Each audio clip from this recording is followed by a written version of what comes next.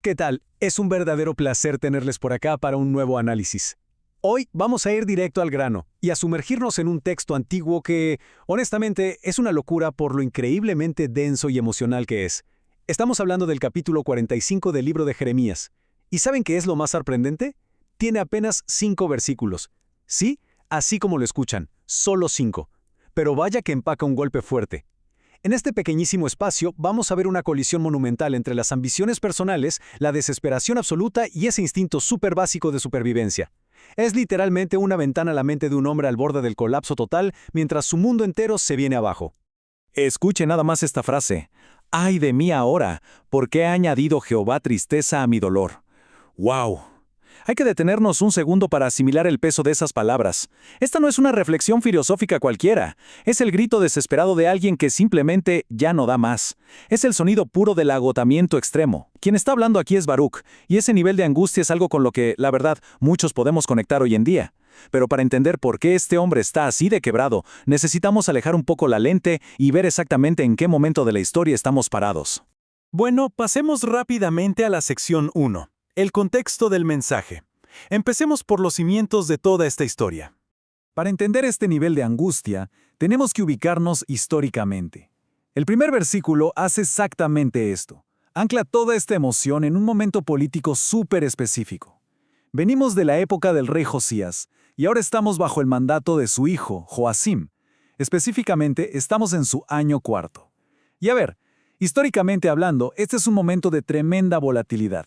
Hay una incertidumbre brutal en el reino de Judá. El mundo de aquel entonces era un caos geopolítico total, y la amenaza de una invasión era algo de todos los días. Y justo en medio de esta olla a presión política es donde encontramos a nuestros protagonistas. Así que fíjense en esto. La cadena de comunicación era muy clara.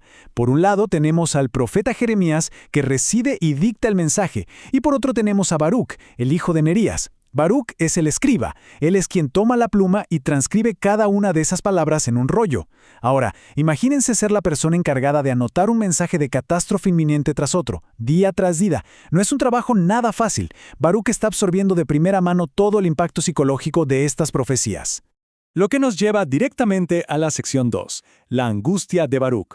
Pasemos de esa gran visión histórica a la realidad íntima de nuestro escriba. Aquí hay un detalle súper interesante en el texto, piénsenlo. Estamos en un libro que está lleno de mensajes gigantescos para naciones enteras, reyes y ejércitos, pero de repente la lente hace un acercamiento dramático a un solo individuo. A ti, oh Baruch. Es una pausa divina increíblemente personal. Es como si el creador detuviera todo el relato épico del destino mundial solo para responder a la crisis mental de un trabajador que está al borde del abismo. Entonces, el punto crucial aquí es revisar el diagnóstico de Baruch, por así decirlo. En el versículo 3, él reporta 3 síntomas clarísimos. Primero, dice que hay tristeza añadida a su dolor, o sea, ya estaba sufriendo y ahora le cae una gota más que derrama el vaso. Segundo, está fatigado de gemir. Esto ya es agotamiento físico, el cuerpo cediendo ante el estrés emocional. Y tercero, no haya descanso, el insomnio crónico. Básicamente, Baruch está atravesando por lo que hoy llamaríamos un burnout o síndrome de desgaste profesional absoluto, viviendo en un entorno súper tóxico a punto de colapsar. Y frente a esta crisis personal tan fuerte, llegamos a la sección 3, la destrucción divina. Aquí llega una respuesta con un tono mucho más sombrío. Y esto ilustra de manera brillante y, la verdad, desgarradora, una gran paradoja. En el versículo 4, vemos a la entidad creadora desarmando su propia obra. El contraste es fuertísimo. De un lado tenemos las acciones de cuidar y crear, con edifiqué y planté, y del otro, la devastación total, con destruyo y arranco.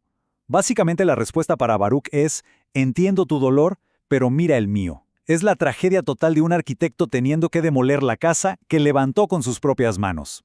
Y ojo que el texto no nos deja suavizar las cosas. No estamos hablando de un arbolito o un edificio aislado.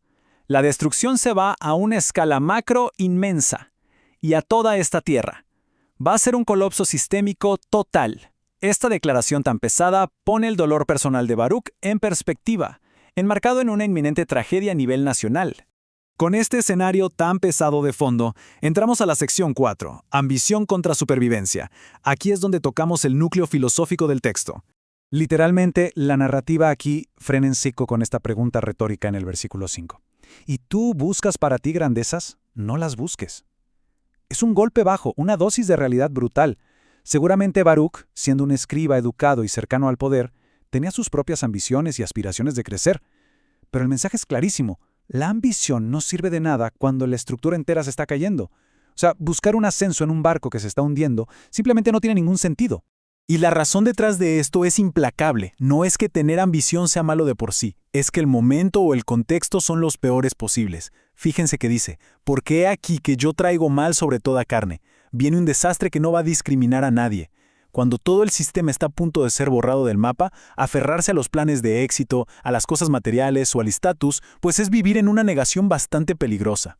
Y así llegamos a la sección 5, la última de nuestro recorrido. La vida como botín. Veamos cómo se resuelve todo esto. A ver, si las grandezas ya no importan, ¿qué nos queda? Aquí entra esta palabra fascinante, botín. Normalmente cuando pensamos en un botín, nos imaginamos tesoros, cofres llenos de oro después de una batalla. Pero el texto le da un giro radical a ese concepto. Con la destrucción de Judá a la vuelta de la esquina, el premio ya no es material. El verdadero gran premio, la victoria absoluta, es simplemente sobrevivir. Escapar de los escombros y seguir respirando. Básicamente, la promesa a Baruch tiene dos partes. La primera es vital. Te daré tu vida por botín. O sea, vas a sobrevivir al incendio. Pero la segunda parte es donde vemos el costo real de eso. En todos los lugares a donde fueres. Y esto duele, porque implica tener que desplazarse. Implica volverse un nómada, un refugiado que huye de un desastre.